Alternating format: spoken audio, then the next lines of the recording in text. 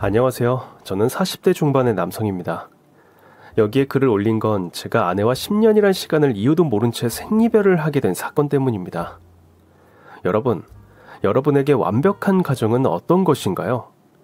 토끼 같은 자식과 아름다운 아내랑 함께 살아가는 거? 아니면 돈이 많아서 호의호식하며 아무런 걱정 없이 살아가는 거? 누구나 완벽한 가정을 이루고 싶다는 마음이 간절할 겁니다. 그러기 위해서 가족들을 위해 노력하며 살아가는 것이죠.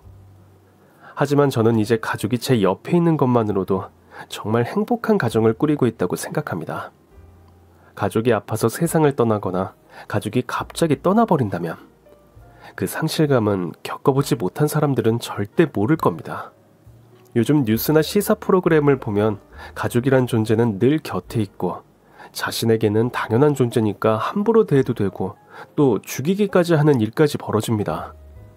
가족이 있다는 자체가 축복인지도 모른 채 말이죠.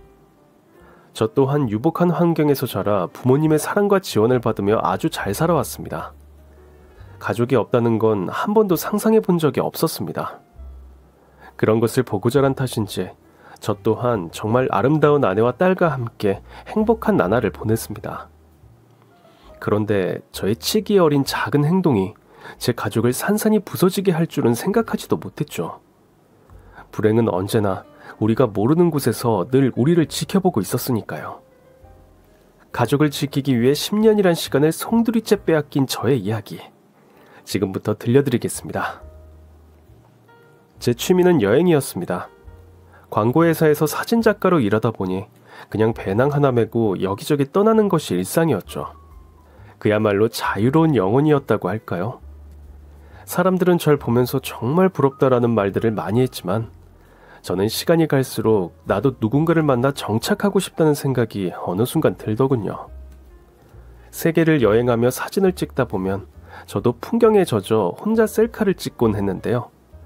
그때는 혼자가 아니라 누군가와 함께 나도 사진을 찍어보고 싶다는 외로움이 밀려왔습니다. 터키 여행을 할 때였습니다. 일몰 명소가 있다고 해서 서둘러 가고 있었는데 도착하자마자 해는 벌써 바다 위에 걸쳐있던 상태였습니다. 저는 마음이 너무 급한 나머지 셔터를 마구 눌렀고 해는 순식간에 지고 말았죠. 사진이 어떻게 나왔는지 확인하려 하는데 한 장의 사진에 아름다운 여인의 뒷모습이 찍혀 있었습니다. 바람 때문인지 긴 머리를 휘날리며 빨간 원피스를 입고 걸어가는 여인. 전 무언가에 홀린 채 사진을 찍은 장소 주변을 돌아다니면서 그 여인을 찾았습니다. 작은 카페가 있는 길 모퉁이를 돌고 있는데 그 순간 사진 속 여인이 제 앞에 딱 하고 나타난 겁니다. 한국 분이세요? 네. 야외 테이블 자리 많은데 그쪽으로 안내해 드릴까요? 그녀는 터키의 한 레스토랑에서 일하는 점원이었습니다. 야외 테라스에 앉아 맥주와 저녁을 시켰습니다. 사실 저녁은 핑계였고 전 그녀에게서 1분 1초도 눈을 떼지 못했습니다. 시간이 지나자 그녀는 제가 시킨 메뉴를 갖다 주었습니다. 여행 오신 거예요? 여행 아니 일이요, 일. 둘 다예요. 아까 사진 찍으시던데 사진 작가세요? 와, 그녀도 저를 봤던 겁니다. 전 너무 놀랍기도 하고 반갑기도 해서 그녀에게 사진을 내밀었습니다. 이거. 어머, 저네요? 이거 주려고 여기 오신 거예요? 네, 너무 아름다워서요. 네? 제가 평생 일하면서 찍은 사진 중에 가장 아름다운 사진이에요. 그녀는 제가 고백을 하자 얼굴이 빨개지면서 사진을 봤더니 주머니에서 펜을 꺼내 사진 뒷장에 무언가를 적었습니다. 이거 제 번호예요. 지금은 일하는 중이라. 제가 그토록 꿈에 그리던 사진 속 여인이 제 앞에 나타나다니 정말 좀 믿기지가 않았습니다. 그 먼 타국에서 제 이상형을 만날 줄은 생각도 못했거든요. 전 그녀의 퇴근 시간을 기다렸고 전화를 해 약속 장소에서 만났습니다. 사진 고마워요. 아니에요. 제가 더 고맙죠. 멋진 사진을 만들어주셨으니까요. 전 유학 갔다가 이곳이 너무 좋아서 그냥 눌러 앉게 돼버렸어요. 그냥 자유로운 삶이 좋다고나 할까. 하지만 한국 분들 보면 한국으로 돌아가고 싶다는 생각은 늘 해요. 그런데 왜 한국으로 안 가는 거죠? 사실 한국으로 돌아가면 외로울 것 같아서요. 부모님은 미국에 계시고 한국에 돌아가도 가족이 없어요. 그런데 학창 시절을 거기서 보내다 보니 한국 생활이 너무 그리워요. 그래서 만약 좋은 사람이 생기면 한국으로 가야지, 이런 막연한 생각을 해요. 여권 있어요? 네. 한번 줘봐요. 전 그녀의 여권을 받자마자 제 가방에 넣었고 그녀에게 말했습니다. 나랑 가요, 한국. 네? 내가 당신의 가족이 돼줄게요. 사기꾼 같아 보일지 모르겠지만 사진 속 당신을 보자마자 당신과 평생 함께하고 싶다는 생각이 간절했어요. 그 어떤 여자에게도 느껴보지 못한 감정이에요. 믿기지가 않아요. 당신은 내 이름도 나이도 그리고 어떤 사람인지도 모르잖아요. 사진은 거짓말을 하지 않아요. 사진 속에 비친 그 모습, 그게 당신의 전부예요. 저는 아내한테 첫눈에 반해버렸습니다. 정말 아내에 대해서 아무것도 모른 채 전 아내와 평생 할 것을 약속했죠. 그렇다고 제가 여자만 보면 들이대는 그런 바람둥이는 아닙니다. 이런 고백한 상대는 아내가 처음이자 마지막이었으니까요. 우리는 터키에서 잊지 못할 일주일을 보낸 뒤 한국으로 돌아왔습니다. 저는 한국으로 돌아오자마자 부모님께 아내를 인사시켰고 부모님도 아내를 보자마자 너무 좋아하셨습니다. 그럼 첫눈에 반한 거야? 네, 제가 완전히 반해버렸죠. 이야기만 들었지 내 아들이 그렇다니 우습기도 하고 다행이기도 하고 평생 장가 못 가나 걱정했는데 아가씨가 우리 아들 살렸네요. 아니에요. 정우 씨가 절 살렸죠. 한국에 올 수 있도록 제 마음을 움직인 첫 사람이니까요. 에휴, 하여튼 둘이 좋아서 결혼한 거니까 아들, 딸 낳고 잘 살아보자꾸나. 네, 엄마. 만남부터 결혼까지 뭐 하나 막힘없이 척척척 진행됐습니다. 보통은 결혼하기 전에 많이 싸운다고 하던데 저희는 그런 것 하나 없었습니다. 저는 결혼 후 바로 터키에서 찍은 작품들로 전시회를 열었고 전시회는 대성공이었습니다. 기자들도 저희 사진전을 기사로 실을 만큼 호응이 아주 좋았습니다. 사진들이 너무 좋습니다. 그런데 터키의 여인이란 작품이 화제가 되고 있는데 저 사진 속 인물은 누군가요? 저 사진 속 여인 때문에 인생이 180도로 달라졌습니다. 바로 제 옆에 있는 제 아내입니다. 기자들은 웅성웅성거렸고 아내는 플래시 세례를 받았습니다. 그런데 저 뒤에 한 기자가 아내에게 질문을 했습니다. 첫눈에 반해서 만남부터 결혼까지 석 달도 안 걸렸다고 들었습니다. 첫눈에 반했다면 외모에 반한 건가요? 그럼요. 우리 남편 너무 멋있잖아요. 하지만 저도 남편처럼 남편을 처음 본 순간 완전히 사랑에 빠져버렸어요. 이 사람의 내면도 외모만큼이나 멋진 사람이거든요. 전 그 기자의 질문이 왠지 귀에 거슬렸습니다. 왜 전시회에 대한 이야기 대신 저런 사적인 질문을 하는지 좀 이해가 안 됐죠. 하지만 전시회가 성공적으로 끝나 그 기자에 대한 생각은 어느새 사라져버렸습니다. 아내와 저는 너무 사랑한 나머지 허니문 베이비를 가지게 됐고 예쁜 딸을 낳게 되었습니다. 여보, 우리 아리 봐봐. 너무 예쁘지 않아? 나보다 더? 아직은 우리 지수가 더 예쁘지. 난 우리 아리가 더 예쁜데? 지난해 이맘때만 해도 나에게 가족이 생기리란 생각은 상상도 못했어.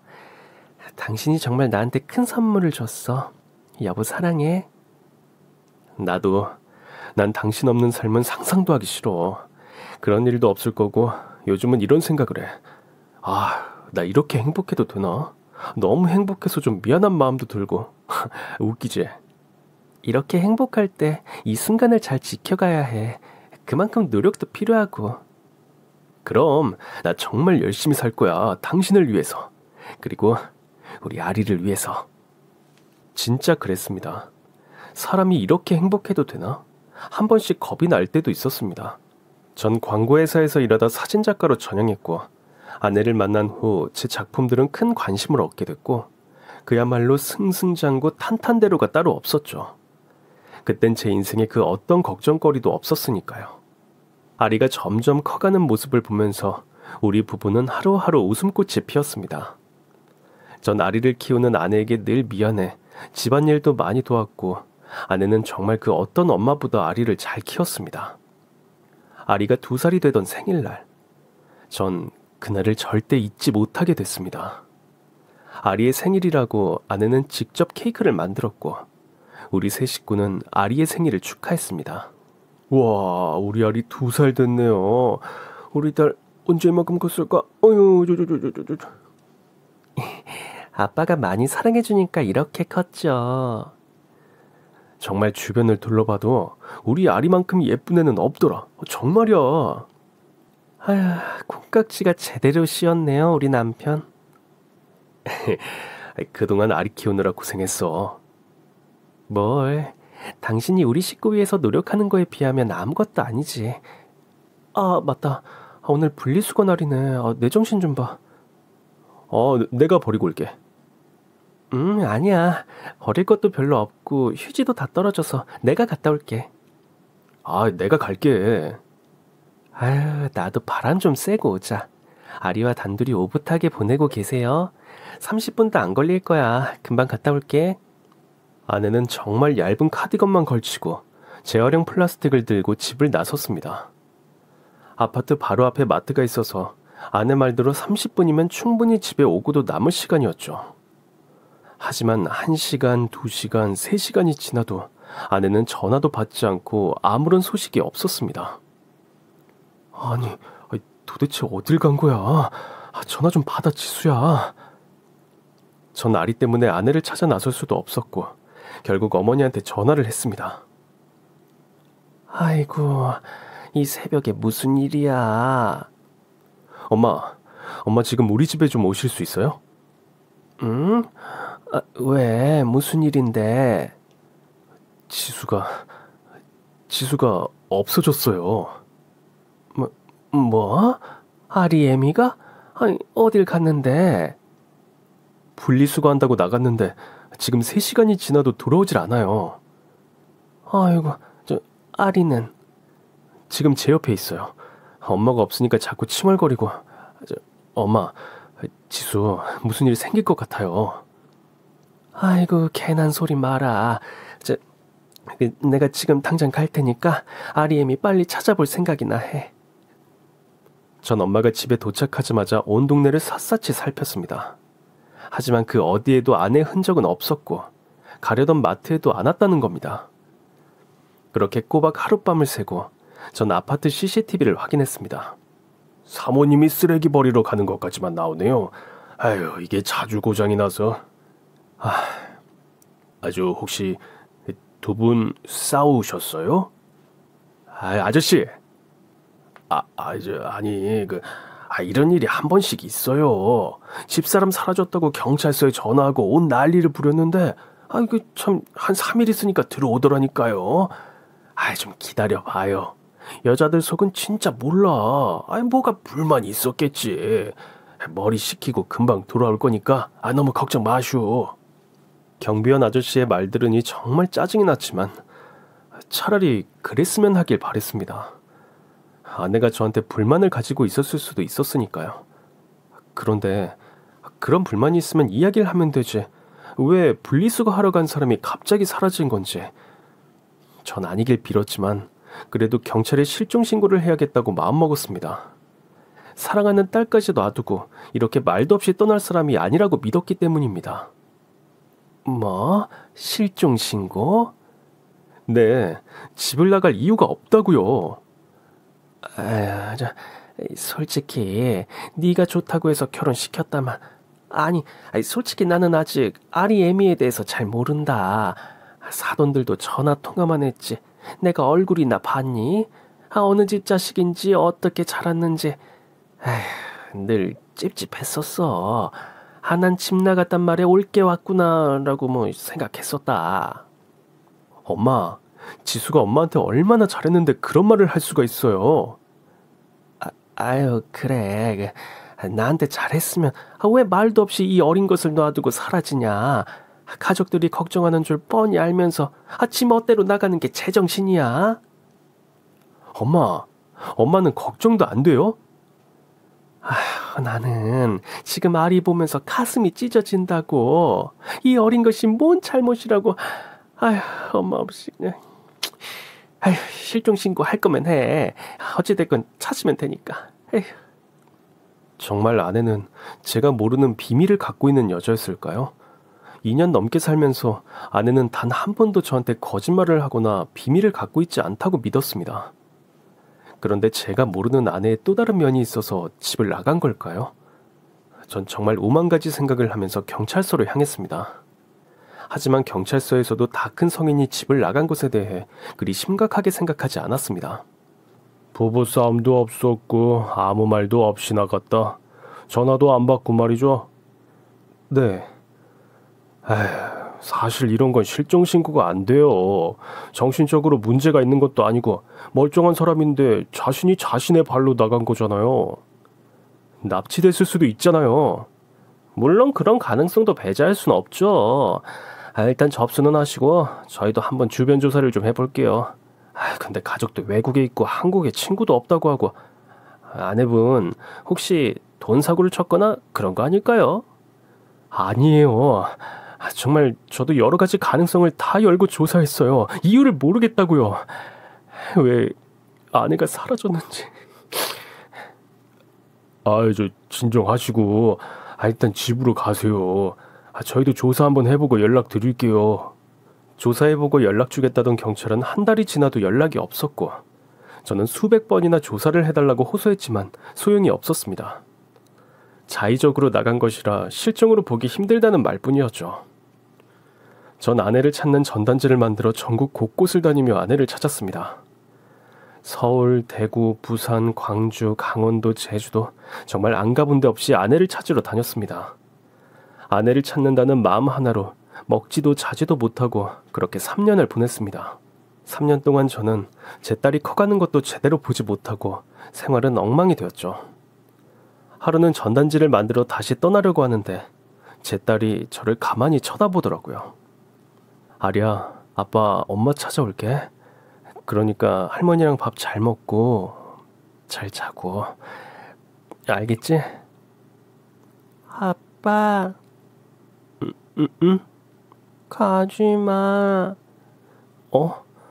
나도 우리 어린이집에 아빠가 데리러 왔으면 좋겠어. 아빠가 좋아. 저는 딸의 말을 들으니 정말 정신이 번쩍 들었습니다. 아이 어린이집은 어딘지, 그리고 언제부터 이렇게 말을 또박또박 잘했는지. 전 아이에게 그동안 전혀 신경 쓰지 않고 살았던 겁니다. 이러다 딸까지 잃을까봐 겁이 났습니다. 아리야, 알았어. 아빠가 너무 잘못했어. 아빠가 진짜 미안해. 아빠 울어? 아니야, 안 울어.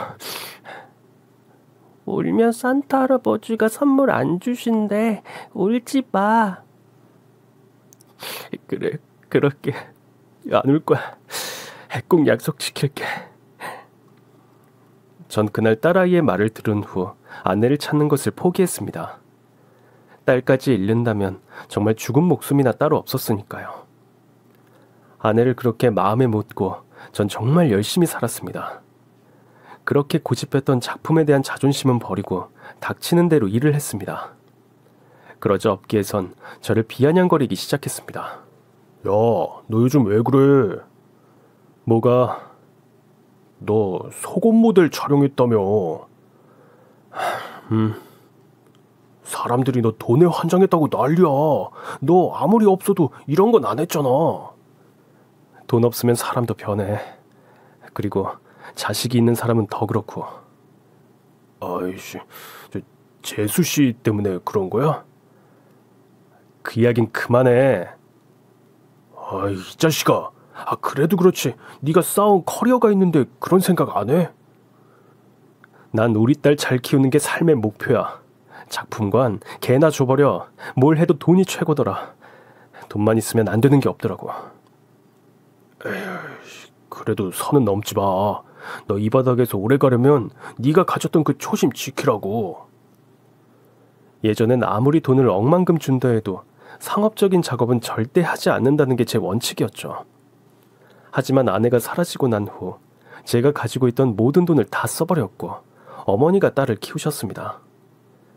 어머니까지 저처럼 될까봐 전 너무 두려웠고 제 곁에 남아있는 가족을 지키려면 제가 가진 자존심 따위는 무너져도 아무 상관없었습니다. 10년이란 시간이 너무나도 빨리 지나갔습니다. 딸아이는 5학년이 됐습니다. 5학년이면 사춘기도 오기 마련인데 딸아이는 부족한 아빠 마음을 헤아린 듯 너무 바르고 반듯하게 자랐습니다. 아빠! 우리 딸 오늘도 재밌게 보냈어? 응, 나 이번에 그림 대회에서 대상 탔다. 진짜? 응, 다른 애들은 미술학원에서 선생님이 가르쳐준 대로 그렸는데 나는 내 실력으로 당당히 1등. 아빠 행복하지?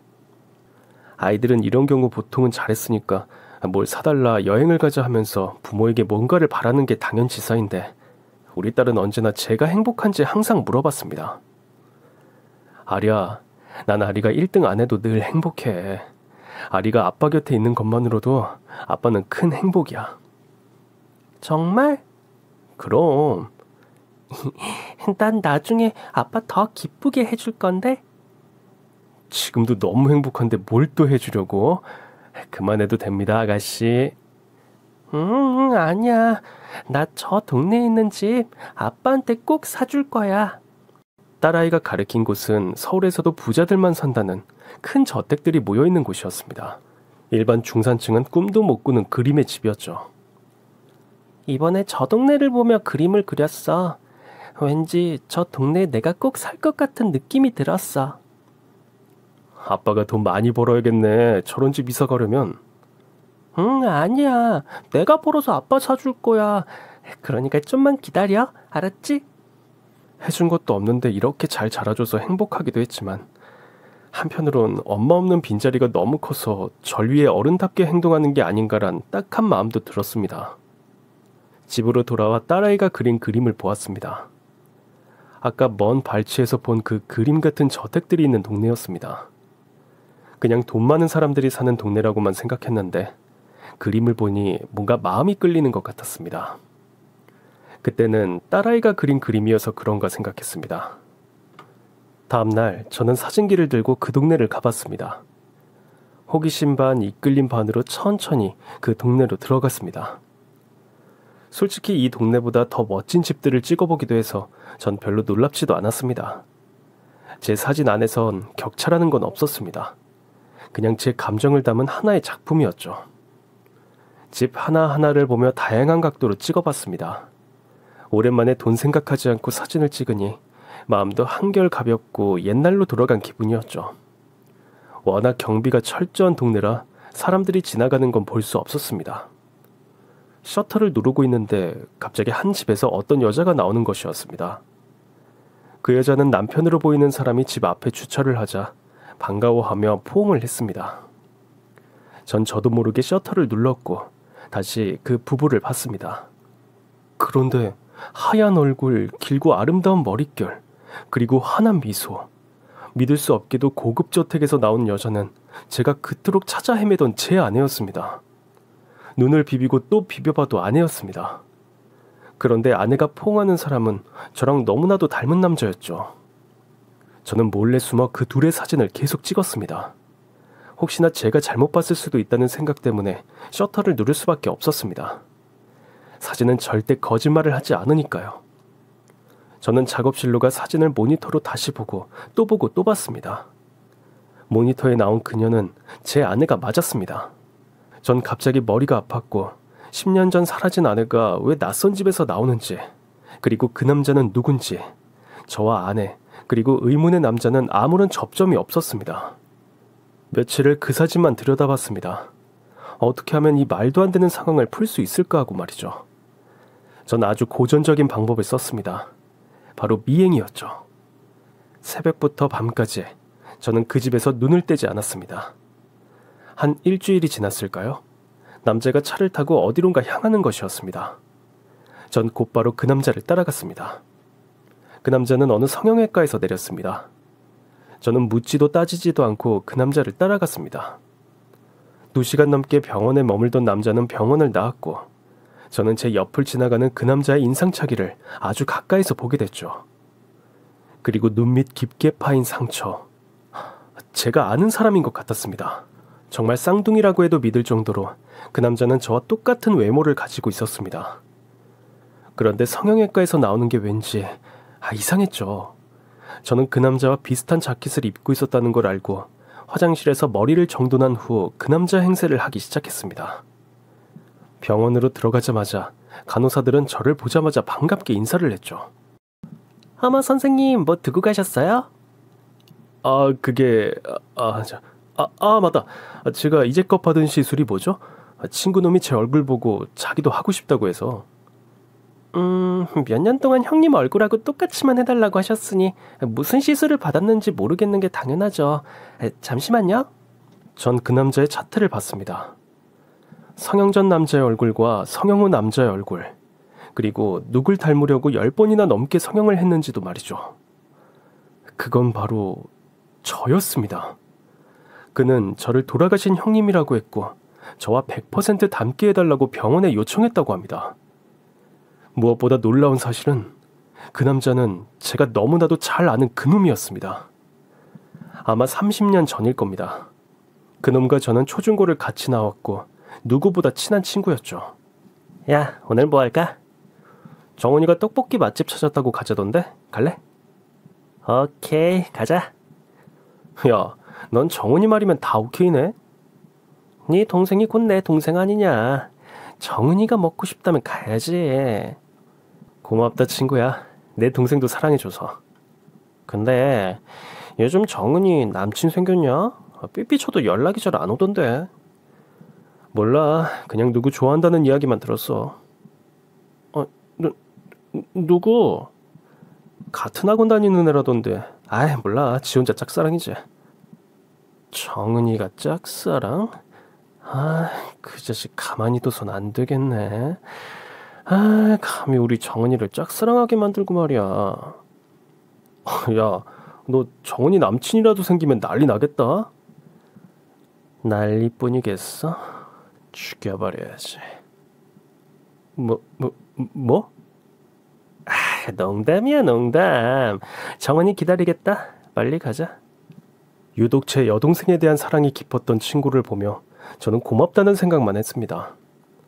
하지만 그렇게 죽고 못 살던 친구 사이가 철천지 원수지간이 되고만 사건이 있었습니다. 어느 날 학교 갔다가 집으로 왔는데 여동생의 고함 소리가 들리는 겁니다. 저는 너무 놀라 여동생 방으로 갔고 믿기 힘든 상황을 보게 됐습니다. 그놈은 제 여동생을 겁탈하려고 했고 여동생은 그놈에게 저항하다 얼굴에 멍이 들어 있었습니다. 전 그 현장을 보자마자 책상 위에 있던 샤프로 그놈을 공격했습니다. 야, 너 미쳤어? 네가 어떻게... 실수였어, 실수. 정우야, 넌 알잖아. 아니, 이제껏 내가 알던 친구는 이제 없어. 너 같은 놈이랑 친구였다는 게 치욕스럽다. 야, 솔직히 내가 어떻게 이 방에 들어왔겠어. 그리고 정은이는 날 좋아하고 있었다고. 정은아, 정말이야? 미쳤다고. 야, 이정한, 너 나 좋아했잖아. 맞잖아. 어디서 거짓말이야. 미치겠네. 야, 네 동생이 나한테 먼저 꼬리쳤고 양다리 걸쳤다고. 뭐? 터진 입이라고 이 자식이. 전 어떻게 해서든 그놈을 잡으려고 했고 그놈은 절 피하려다가 눈 밑에 깊은 상처를 입게 되었습니다. 그놈은 그 길로 도망을 갔고 이후 전 그놈과 연락이 끊겼습니다. 여동생은 전혀 친구놈을 좋아한 적도 없고 제가 모르게 연락도 하고 집착을 했다고 합니다. 하지만 친구놈이 자신에게 연락하고 집착했다는 사실을 제가 알면 친구 사이가 깨질까봐 저에게 말하지 못했다고 했죠. 여동생은 그 충격으로 미국으로 유학을 갔고 아직도 그때의 트라우마 때문에 정신과 상담을 받고 있었습니다. 그런 악마 같은 놈이 이젠 내 아내까지 넘보려 하더니 그동안 풀리지 않았던 수수께끼들이 하나둘 풀리기 시작했습니다. 전 집으로 돌아와 이 상황을 어떻게 해결해야 할지 고민했습니다. 복수를 꿈꿨다면 그건 제가 해야 할 일이었습니다. 제 여동생을 겁탈하고 여동생의 인생을 망가뜨린 원수 같은 놈. 그 놈이 아니라 제가 복수해야 하는 게 맞는 거 아닌가요? 잊고 살았는데 왜 저한테 나타나 이런 짓을 해야만 했는지. 전 섣불리 움직여선 안 된다고 생각했고 그놈에 대해 뒷조사를 해야겠다고 생각했습니다. 그리고 왜 아내가 그놈이랑 있는지 그것부터 알아봐야 했죠. 전 다음날 그놈이 출근한 걸 확인하고 그 집 초인종을 눌렀습니다. 익숙한 목소리가 들렸습니다. 누구세요? 여보. 나야. 저기 잠깐 나올래? 알았어요. 전 아내가 문을 열어주길 기다렸습니다. 10년 만에 보는 아내.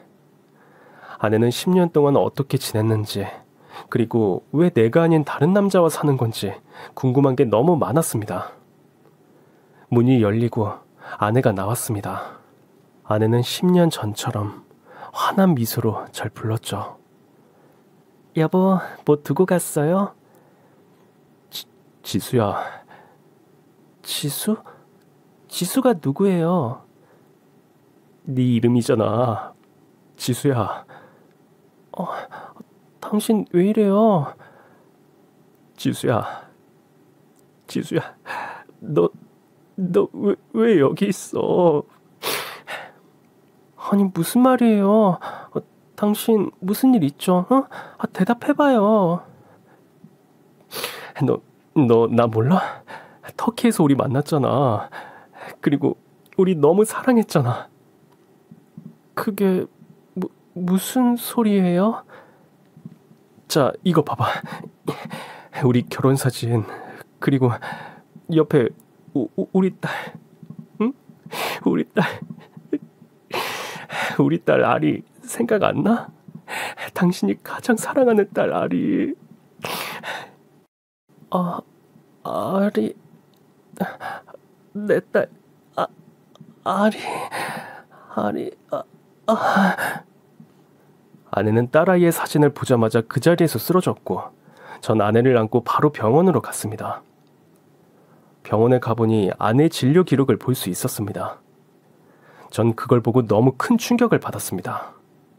아내는 10년 전 그날 분리수거를 하러 나갔다가 교통사고를 당했고 그 뒤로 흔적도 없이 사라진 것입니다. 이후 머리를 크게 다쳐 기억을 잃게 되었고 그놈의 아내가 되고 만 것입니다. 아내는 의식을 되찾았지만 말없이 누워만 있었고 전 아내가 기억을 찾을 때까지 기다리기로 했습니다. 딸에게 엄마를 찾았다고 달려가서 말하고 싶었지만 아내가 정말 우리 딸을 기억할까? 걱정스러운 마음에 아내에게 한마디도 할 수 없었습니다. 매일 밤 먼 발치에서 아내만 바라보며 눈물만 흘렸습니다. 그렇게 전국을 돌며 찾아 헤매던 아내였는데 인사조차 할 수 없는 이 현실이 정말 지옥 같았습니다. 병실 앞에 앉아 그날도 졸고 있었는데 누군가 제 손을 꼭 잡는 것이었습니다. 전 따뜻한 손길에 눈을 떴습니다. 바로 아내였습니다. 지수야. 여보. 지수야, 나 기억나? 이정우. 내 남편 이정우. 그래, 지수야, 나야. 지수야, 정말 고마워. 정말 고마워. 우리 둘은 10년이란 긴 시간이 흘렀는지도 모른 채 한참을 안고 울기만 했습니다. 말하지 않아도 다 안다는 것처럼 서로를 위로했죠. 아리는 어딨어? 아주 잘 있어. 아리 많이 컸지? 아리 몇 살이야? 12살. 벌써 5학년이야. 엄마가 돼서 딸 나이도 모르고. 나 왜 이렇게 된 거야? 왜 이렇게 된 거야? 전 왜 아내가 10년이란 긴 시간 동안 기억을 잃고 살아야 했는지 알아봤습니다. 아내는 제게 말했죠. 교통사고가 난 건 알았어. 그런데 기억이 안 났고 그 사람이 날 보고 자기 남편이라고 했어. 자기랑 찍은 사진도 보여주길래 난 내 남편이 맞다고 생각했어. 교통사고 때문인지 두통도 너무 심했는데 그 사람은 날 데리고 무슨 최면 치료를 받아야 된다고 하면서 날 데리고 갔어. 근데 최면 치료를 받고 나면 뭔가 만들어진 기억이 내 머릿속에 들어간다는 느낌이 들었어. 그래도 날 위해 치료를 해주는 거니까 믿었지. 그런데 우리 아리만한 아이들이 지나갈 때면 나도 모르게 가슴이 짠해지더라고. 아이를 갖고 싶어서 그런 건가 생각했지. 그런데 이 모든 게 다 거짓이었다니. 여보, 나 당신한테 미안해서 어떡해. 당신한테 내가 너무 미안해. 우리의 10년을 훔쳐간 나쁜 놈. 전 정말 이놈을 당장이라도 달려가 죽이고 싶었습니다. 아내를 차지하기 위해 교통사고를 내고 아내의 기억을 조작하기까지 하다니 천벌을 받아 마땅했습니다. 20년 전에도 그렇게 복수를 하지 못했는데 이번에도 그놈을 잡지 못하면 제가 무슨 짓을 저지를지 저도 제가 감당이 안 됐습니다. 전 심부름센터를 통해 그놈을 뒷조사했고 그동안 어떻게 살아왔는지 알게 됐죠. 그놈은 정태호란 이름 대신 정주환이란 이름으로 개명을 했고 사채업을 하다 큰돈을 벌어 작은 회사를 인수해 사장이 돼 있었습니다. 그런데 이상한 것이 눈에 띄었습니다. 잠시 프리랜서 기자로 활동했던 이력이었죠. 기자라는 단어를 보자마자 갑자기 누군가 떠올랐습니다. 10년 전 제 전시회에서 아내에게 이상한 질문을 한 기자. 그놈을 알면 알수록 퍼즐은 하나하나씩 맞춰졌습니다. 전 이 모든 걸 바로잡아야 했습니다. 아내는 기억을 찾은 뒤 저에게 할 말이 있다고 했습니다. 얼마 전에 다른 회사를 설립한다고 지금 회사를 내 명의로 바꿨어. 지금 그 사람은 다른 회사를 세운다고 빚만 있을 뿐 땡전 한 푼 없어. 여보, 우리를 이렇게 생이별하게 만든 그 사람 꼭 복수해줘. 아리를 생각하면 정말 죽어도 용서할 수가 없어. 그놈은 영원히 아내가 곁에 있을 거라 생각했었습니다. 그리고 저에 대한 복수를 꿈꾸다 아내와 사랑에 빠져버렸고 아내에게 모든 걸 주었죠. 그날 밤 전 아내가 살던 집으로 갔습니다. 아내가 준 키로 집으로 들어갈 수 있었고 전 그놈이 집으로 오길 기다렸습니다. 그렇게 한참을 기다렸습니다. 그때 그놈의 인기척이 들렸습니다. 잔뜩 술에 취한 것 같았죠. 여보, 어디 있는 거야 대체. 여보. 오랜만이네. 깜짝이야. 뭐야, 당신 누구야? 왜 우리 집에 가? 이정. 그래, 정우. 이정우. 기억나지? 네가 어떻게? 네가 그러면 우리 와이프 데려간 거야? 이 자식아, 말 똑바로 해. 우리 와이프? 지수는 내 여자야. 네가 훔쳐간 내 여자라고. 너 이거 주거 침입이야. 내가 전화 걸면 넌 끝이야. 그래. 근데 어쩌냐? 너랑 나랑 아주 똑같이 생겨서. 내가 너 때문에 고향도 떠나고 얼마나 힘들게 살았는 줄 알아? 하루도 널 잊은 적이 없어. 지금껏 너한테 복수하겠다는 생각만으로 살아왔다고. 네가 한 그 끔찍한 짓은 생각 안 해? 그걸 나 혼자 했냐? 그건 네 여동생이 나랑 좋아. 이 자식이 아직도. 전 그동안 한 맺혔던 모든 걸 생각하며 그놈을 향해 주먹을 날렸습니다. 그놈 역시 저에게 주먹을 휘둘렀지만 술 취한 그놈이 절 공격한다는 건 말도 안 되는 일이었죠. 넌 내 인생도 훔치고 내 얼굴도 훔쳤어. 이 더러운 인간, 넌 가짜야. 아이씨, 이 자식이. 너 3분 후면 끝이야. 경비 업체에서 불러서. 그 순간이었어요. 그놈은 절 향해 달려들려던 순간 무언가에 걸려 넘어지면서 탁자 모서리에 머리를 찍고 기절하고 말았어요. 그놈 말대로 경비업체는 3분 만에 달려왔고 상황의 심각성을 알고 경찰에 신고를 했습니다. 괜찮으세요? 어떻게 된 겁니까? 저놈이 저희 집에 침입해서 절 공격하려 했어요. 그래서 방어하려다가 그만. 아는 사람입니까? 아는 사람이냐는 말에 전 무슨 말을 해야 할지 몰랐습니다. 내 여동생을 겁탈한 절친이라고 해야 할지, 내 아내를 도둑질해 내 인생을 박살낸 놈이라고 해야 할지. 원한 관계인가요? 아니요, 처음 보는 사람입니다. 모르는 사람이에요. 많이 놀라셨겠네요. 정당방위니까 괜찮습니다. 진정하시고 경찰서에서 연락 오면 사실대로 진술해 주시면 됩니다. 이봐, 이놈 연행해. 그놈은 넘어지며 얼굴을 아주 크게 다쳐 알아볼 수 없도록 큰 상처를 입었습니다. 가짜 얼굴을 하고 제 아내를 빼앗은 놈의 최후는 정말 보기 힘들 만큼 역겨웠고 처참했습니다. 완전 범죄를 꿈꾸려다 오히려 당해버린 그놈을 보니 10년의 서름이 조금은 사라지는 듯 했습니다.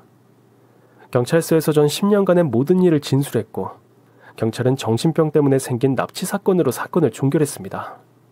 전 여동생에게 이 사실을 꼭 알리고 싶었습니다. 미국에 있는 여동생은 아무 말도 못하고 울기만 했습니다. 정은아 이제 다 괜찮아. 이제 너답게 네 인생을 살아. 오빠가 언제나 지켜줄게. 오빠 너무 미안하고 고마워.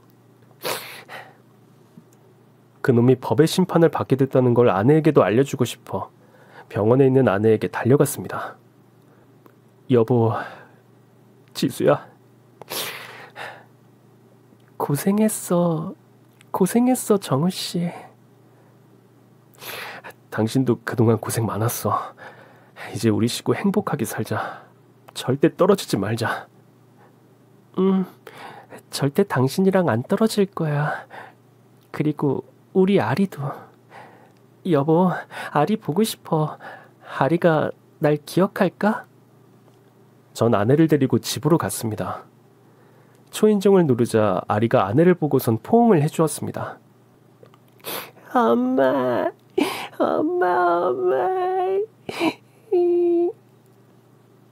우리 딸 아리야, 엄마가 미안해. 매일 밤 기도했어. 엄마가 빨리 돌아오라고. 그 소원이 이루어졌어. 정말로. 딸은 제가 상처받을까봐 지난 10년간 엄마 이야기를 꺼내지 않았습니다. 저는 딸이 엄마란 존재를 잊은 줄 알았죠. 하지만 아니었습니다. 딸은 엄마를 한순간도 잊은 적이 없고 저 몰래 실종 전단지를 보며 엄마를 매일 그렸다고 합니다. 엄마, 이거. 이게 뭐야? 아리 아니었으면 당신 못 찾았을 거야. 아리가 당신이 그동안 살던 집, 그 동네를 그렸어. 아리야. 아주 나중에 말이야.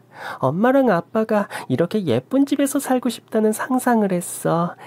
엄마가 돌아오면 꼭 이런 집에서 살고 싶다고 생각했어. 자식과 부모는 태어날 때부터 탯줄로 이어져 죽을 때까지 부모 자식간만 알 수 있는 끈끈한 인연의 끈을 붙잡고 산다고 했습니다. 아리와 아내는 서로를 너무 그리워했고 그 그리움이 이제 만남으로 이어진 것이었죠. 어머니도 아내가 돌아온 사실을 알고 한 걸음에 집으로 달려오셨습니다. 어머니는 아내를 보자마자 끌어안고 우셨습니다. 아이고, 내가 너 없어지고 매일 밤 눈물로 지샜다. 이 어린 것을 놔두고 사라질 애가 아닌데. 아휴, 잘 왔어. 어머니는 아내가 사라졌을 땐 원망 아닌 원망도 하셨지만 아내가 돌아오니 누구보다 기뻐하셨습니다. 그리고 우리 세 식구는 그놈이 아내에게 준 재산으로 우리 딸 아리가 그린 그림 같은 집으로 이사를 하게 되었죠. 엄마, 아빠, 이것 봐. 어머, 우리 집이네. 근데 여기 작은 점들은 뭐야? 이어져 있네. 엄마, 아빠, 그리고 나. 남들이 우리 집을 멀리서 지켜볼 때 우리 식구는 절대 떨어지지 않는다는 거 보여주려고 그린 거야. 아리야. 아리야, 우리 세 식구 이제 절대 떨어지지 않을 거야. 절대로. 딸은 다시는 헤어지지 말자는 마음을 그림에 담았고 우리 세 식구는 더 돈독해졌습니다. 1년이 지났을까요? 우편함을 확인하려는데 발신자가 없는 한 통의 편지가 있었습니다. 전 이상한 느낌이 들어 편지를 뜯어봤습니다. 거기엔 이렇게 적혀 있었죠. 나 좀 꺼내줘. 내가 잘못했어, 정우야. 정신병원에 있는 그놈은 어떻게 해서든 나올 궁리만 하고 있다고 합니다. 지금도 잊을만 하면 편지를 보내는데 전 그때마다 그 편지를 불태우고 있습니다. 세상에서 가장 아픈 이별은 가족을 잃는 것이라고 생각합니다. 언제나 영원히 함께할 것 같은 내 가족들. 하지만 전 아주 아픈 경험을 통해 깨닫게 됐습니다. 가족은 필요할 때만 생각나는 것이 아닌 언제나 마음속에 있는 소중한 존재란 사실을요. 전 마지막으로 이 말씀을 드리고 싶습니다. 당신의 가족은 안녕하신지 말이죠.